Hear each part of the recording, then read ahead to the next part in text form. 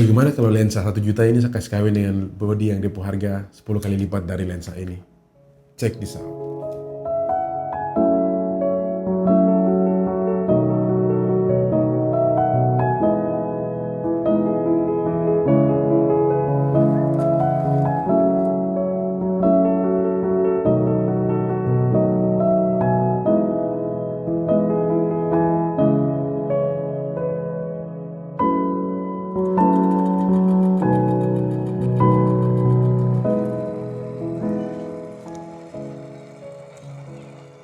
So, teman-teman, ini adalah lensa Super Takumar 135mm f2,5 Super Takumar yang dibuat pada tahun 1960-an sampai awal 1970-an di Jepang. Dan ya, ini lensa dia punya body full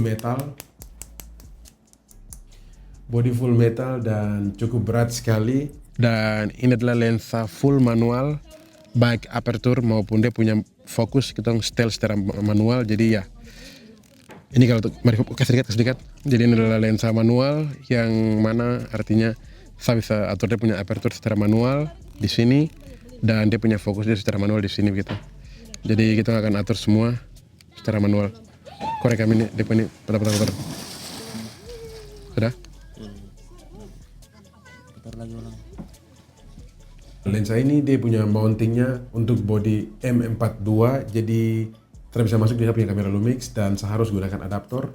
Jadi adaptor seperti ini yang saya harus gunakan supaya dia bisa masuk di body Lumix dan ini dia punya lensa. Jadi ya itu teman-teman, karena dia punya mountingnya M42 kita harus gunakan adaptor lagi. Dan ya saya rasa bisa ke kamera Sony juga, saya punya adaptor untuk ke Sony pernah ada. Ini lensa yang sangat dope sekali, super bokeh. Saya bisa gunakan lensa ini kalau saya macam gunakan dua kamera. Satu kamera saya gunakan lensa tele dan satu lagi saya gunakan yang lensa wide gitu atau yang lebar. Dan ya sejauh ini sangat baik, dia punya hasil, dia punya bokeh sangat enak juga, dan untuk tembak gambar yang jarak jauh itu untuk ya sangat enak sekali karena itu juga tidak harus untuk main zoom, jadi kayak pakai untuk satu focal length saja begitu. Dan sejauh ini sangat baik untuk Dela ini dalam saya punya project.